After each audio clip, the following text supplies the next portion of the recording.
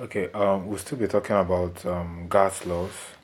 This is the third series, and then I'll be talking about Dalton's law of partial pressure, Avogadro's law, and Gay-Lussac's law of combining volumes in this section. So, what is Dalton's law of partial pressure saying? It says when gases are mixed, the total pressure exerted by the gases, the individual gases, is the same as when you add the individual pressure of each gas. So total pressure of a mixture of gases is equal to the sum of the partial pressure of each gas that makes up that mixture. So when gases are mixed and they do not react chemically together, the total pressure that all the gases that are mixed together would exert would be the pressure exerted by each gas. So assuming all the other gases are not there, a gas A, the pressure it will exert is its partial pressure, and then a gas B, the pressure it will exert is the partial pressure. So the total pressure PT, for example, is given as PA plus PB plus BC plus PD, etc., depending on the number of gases that there is. So that's what Dalton's law basically is talking about. So Dalton's law of partial pressure finds application mostly in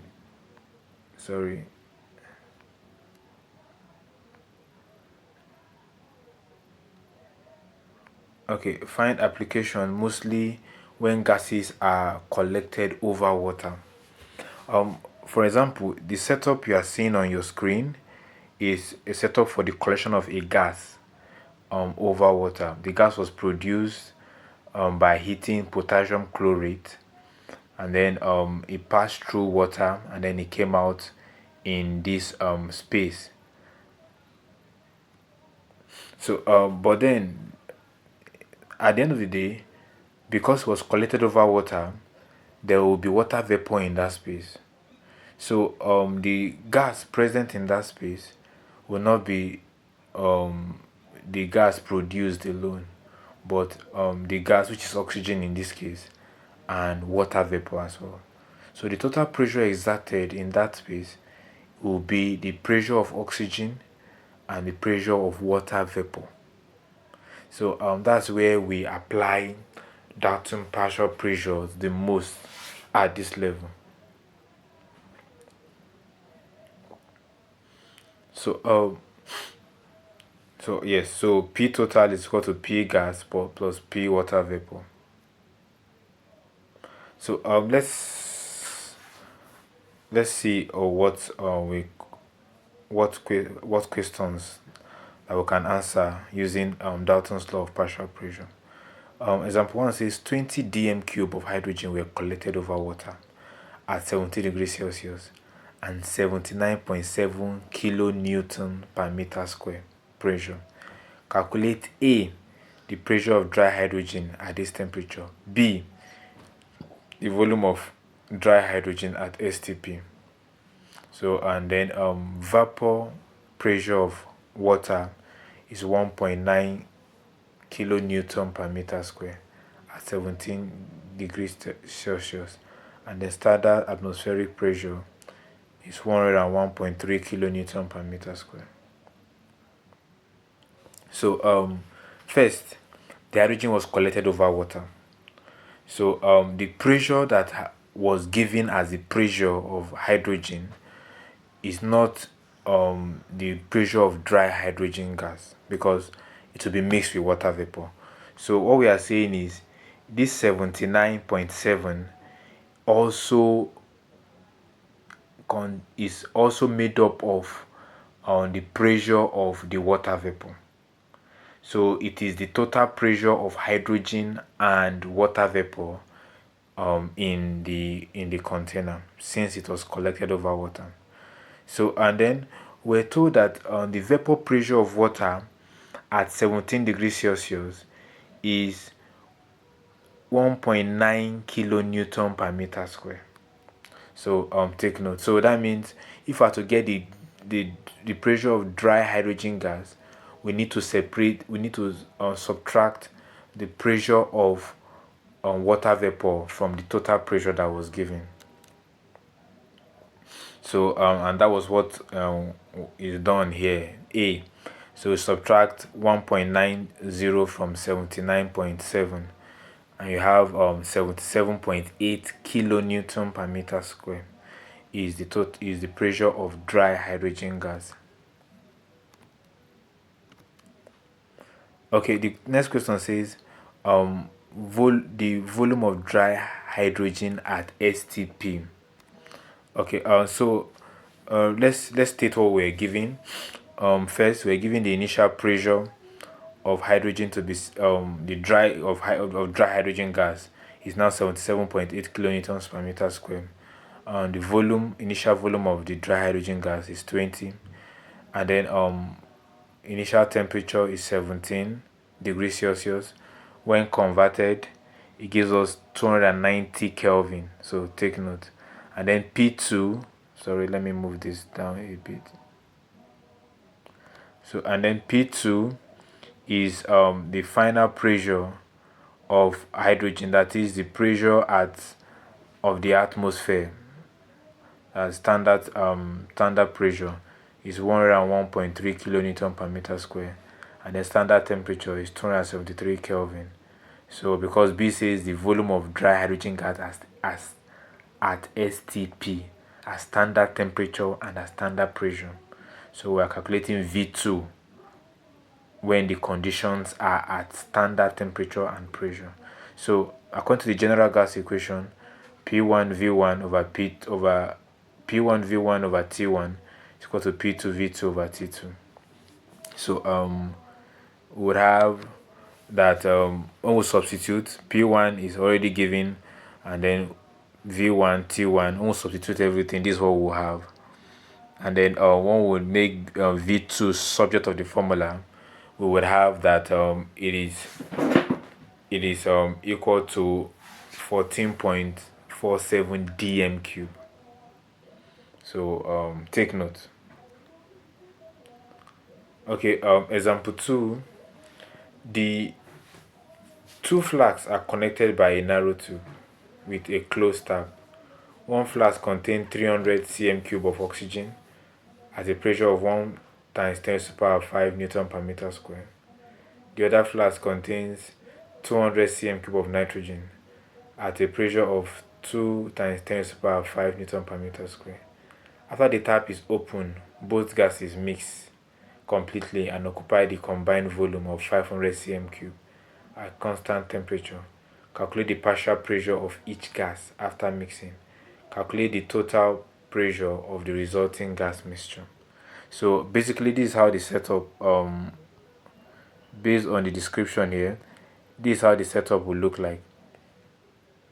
So two flasks, the first flask and the second flask, and then as you can see, they are connected with taps. So when all the taps are open, the gases will mix. So if the volume of one is 300 and the volume of the second is 200, when they mix, total volume will be 500, right? So and all that. So let's see. So temperature is constant, right? According to what we were told.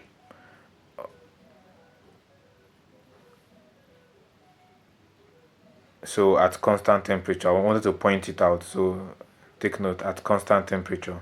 So that means Boyle's law is enough to solve this question. So we would have that using Boyle's law, P1V1 is equal to P2V2. The question is saying calculate the partial pressure of each gas after mixing. So partial pressure means treat each gas individually, assuming it was just one of each gas that was present. How would you calculate the pressure, that's the total, the pressure when the tap is open and the gas flows into the second container. So it's very, very important.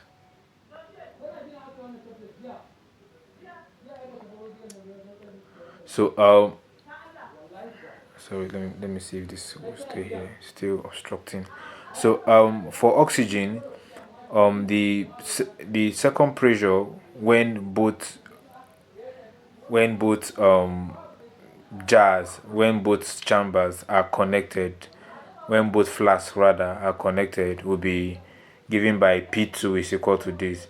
Initial pressure of oxygen, remember from the question, is 1.0 times 10 to the power 5, and then the volume of oxygen was given to be 300, and then the final volume when they were connected is 500.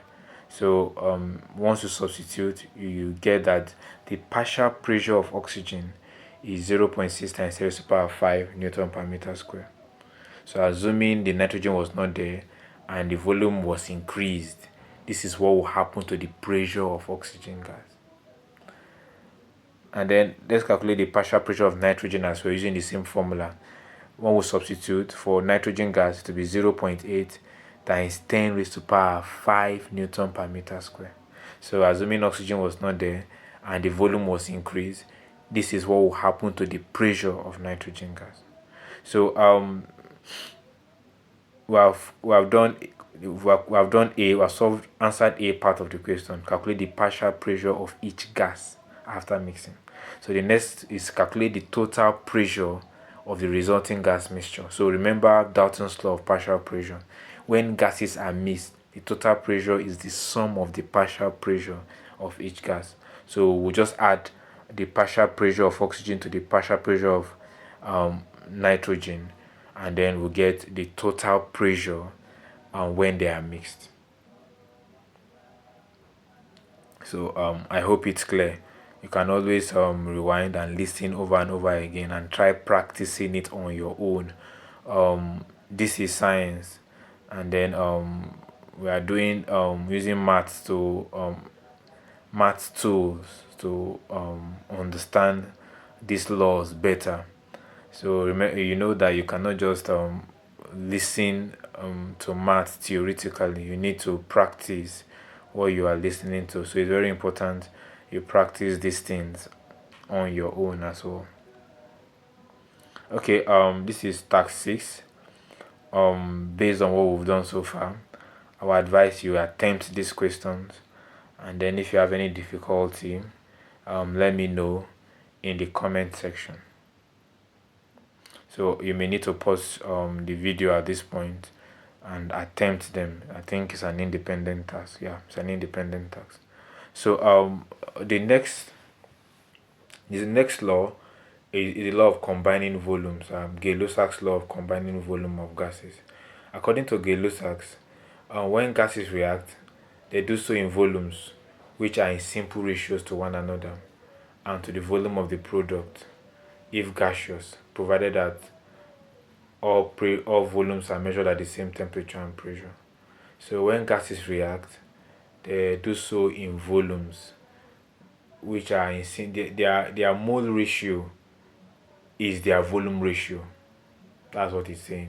Unlike solids and liquids, where their mole ratio is not their volume ratio, but in gases, their mole ratio is their volume ratio. So for example, in this equation, these are all gases. Hydrogen is a gas, chlorine is a gas, and then hydrogen chloride is a gas. So one mole of hydrogen gas will react with 1 mole of chlorine gas to form 2 moles of hydrogen chloride.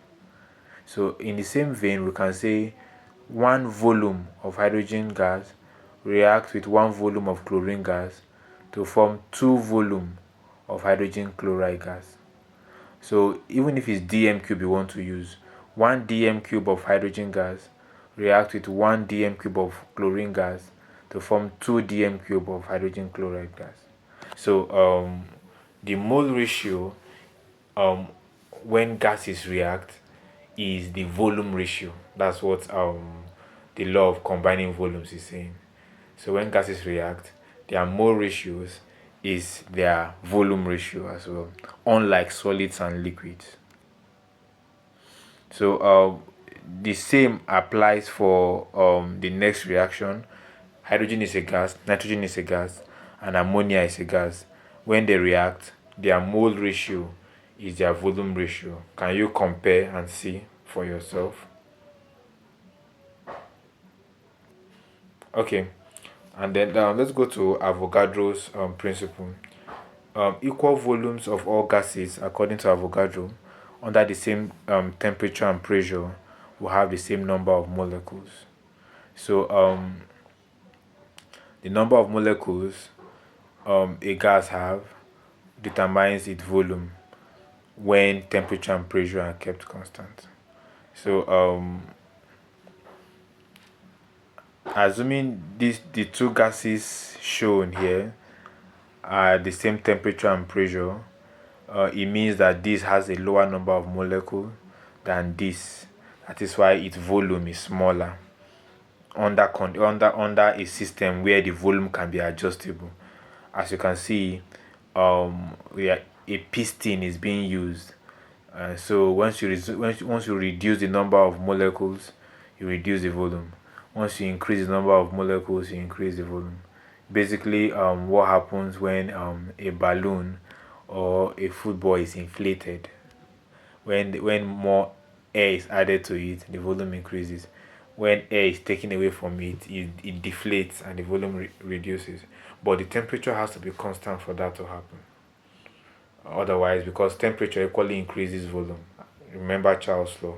So but all things being equal, higher number of molecules means higher number of volumes, and lower number of molecules means lower number of volume, or lower volume, as the case may be. Okay, so what we are saying is the balance equation, Avogadro's law and Gay-Lussac's law of combining volumes are very similar. So volume ratio is same thing as molecule ratio, since volume and molecules are directly proportional. So if we are saying from Gay-Lussac's law that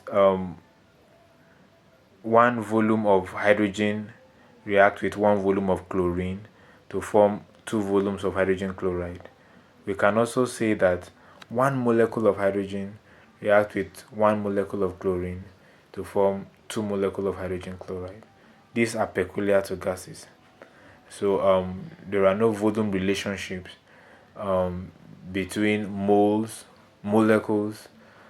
in solids and liquids.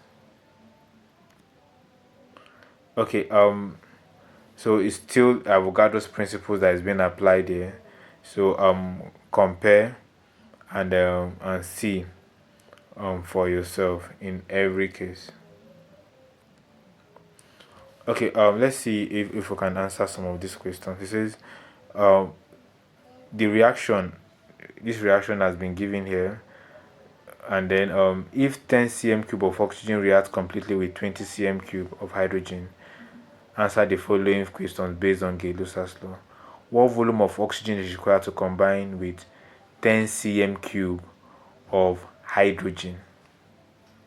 So what volume of oxygen is required to combine with 10 cm cube of hydrogen? What volume of hydrogen is required to combine with 10 cm cube of oxygen? What volume of water vapor is produced from 10 cm cube of hydrogen? So once you can state volume ratios correctly and appropriately, we'll be able to solve questions of this nature.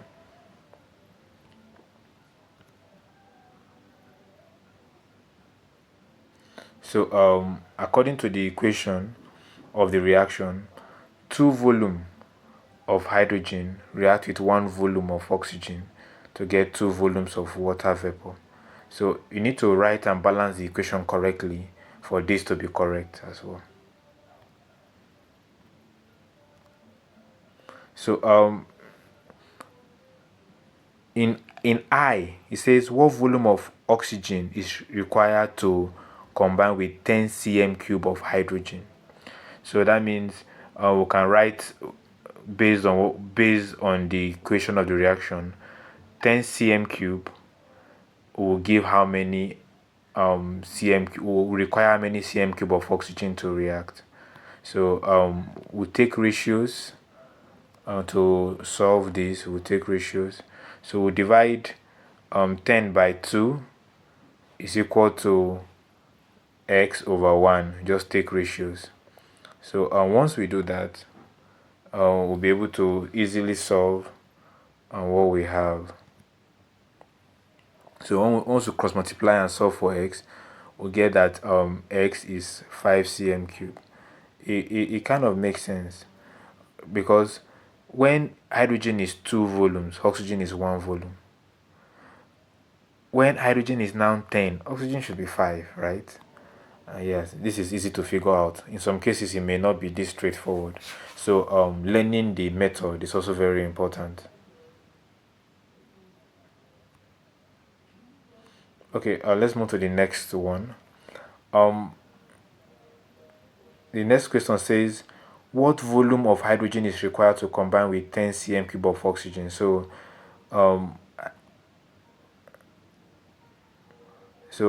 oxygen was given, hydrogen is what we are looking for. When oxygen is 10, how many will be hydrogen? So these are simple proportions.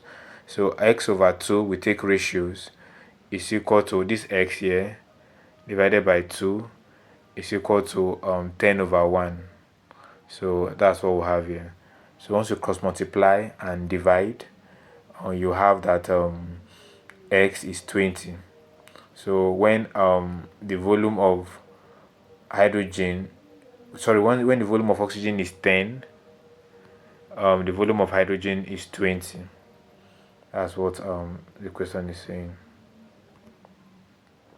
Okay, the next one is, what volume of water vapor is produced from 10 cm cube of hydrogen? So it's still the same volume relationship that we use this time around between hydrogen and water, right? From the balanced equation, 2 volumes of hydrogen, 2 volumes of water. So when the volume of hydrogen is 10, how many will be the volume of water? As usual, we take ratios. Is that also 10 over 2 is equal to x over 2.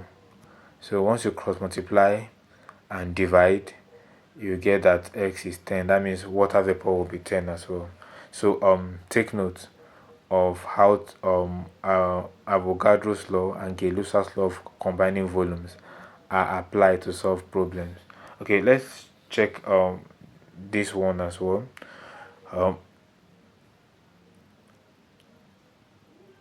We're given a balanced equation of the Haber process, and then if 10 cm cube of nitrogen is mixed with 30 cm cube of hydrogen, what is the volume of the product? What is the volume of gaseous product? What is the total volume of the gas mixture at the end of the reaction? So I think this is easy. Write the equation of the mix of the reaction, don't forget. And then the next thing to do is to write the volume relationship. Now, I says, what is the volume of the product? So the only product here is ammonia. So when 10 cm cube of nitrogen is used, so 10 cm cube of nitrogen is used, so the relationship will be between 10 nitrogen and ammonia. So once we take ratio, let me move this from here. Once you take ratio, this is what you will have. So at the end of the day, you have 10 over 1 is equal to x over 2. Once you cross multiply and divide, you get x is equal to 20. That means the volume of the product, which is ammonia, will be 20 if 10 cm cube of nitrogen is used. Okay, the next question says, what is the volume of gaseous product? So the gaseous product is ammonia, and then we've already calculated the volume from the previous question, which is 20 cm cube. So the volume of gaseous product is 20 cm cube. I says, what is the total volume of the gas mixture at the end of the reaction? Okay, at the end of the reaction, because of the mole ratio or the volume ratio we have 1 volume of nitrogen reacting with 3 volumes of um, hydrogen. So even though the volume of hydrogen is 30 and the volume of nitrogen is 10, it still falls into the ratio. So at the end of the reaction, all of them will react. No, there will be no leftovers among the reactants. Only ammonia will be produced. So the total volume of the gas mixture will still be ammonia because it's the only product, and the reactants will not be left over because none of them were in excess. So at the end of the day, it's still III is still 20 cm cube. I hope you understand this part. So if you don't understand, you can engage me in the comment section.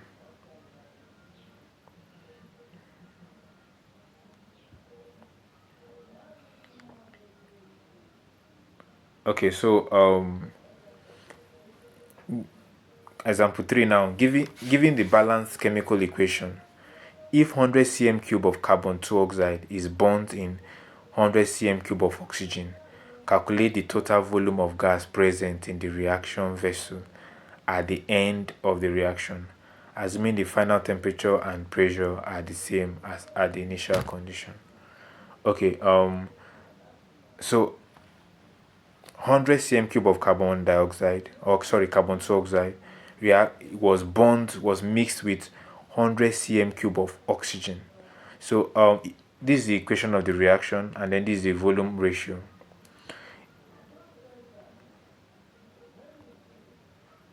So we are told to calculate the total volume of gas present in the reaction vessel. So how many volume of oxygen would 100 cm cube of carbon 2 oxide react with? So it's about taking ratios. I've shortened the steps here. It's about taking ratios and knowing. At the end of the day, the 100 cm cube of carbon 2 oxide that was burnt in oxygen will require 50 cm cube of oxygen to completely react. So that means the other 50 cm cube of oxygen will not react. Remember the question says calculate the total volume of gas present in the reaction vessel at the end of the reaction. So this is important. So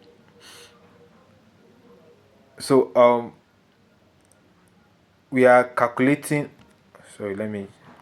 Okay, so at the end of the day, once we take ratio, remember for carbon 2 oxide and oxygen and carbon 4 oxide, this is the relationship. So we are trying to find how much volume of carbon 4 oxide will be produced from the 100 cm cube of carbon 2 oxide that has reacted. So that's why we are establishing this relationship. So from what we have here, we can see that 100 cm cube of carbon 4 oxide will be produced. So follow me gently. 100 cm cube of carbon 2 oxide was used. 50 cm cube of oxygen was used out of the 100 that was present, and 100 cm cube of carbon 2 oxide was produced. So the question is saying, what is the total volume? Calculate the total volume of the gas present in the reaction vessel at the end of the reaction. What do you think we will do? Since all the carbon 2 oxide reacted, and out of the 100 cm cube of oxygen, only 50 reacted, it means 50 cm cube of oxygen is left, and 100 cm cube of carbon 4 oxide was produced. So the gas that will be left when the reaction finishes at the end of the reaction will be 50 of the oxygen and 100 of the carbon 4 oxide that was produced.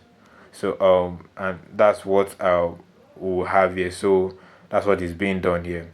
So at the end of the day, the total volume of the gas at the end of the reaction will be 150 cm cube.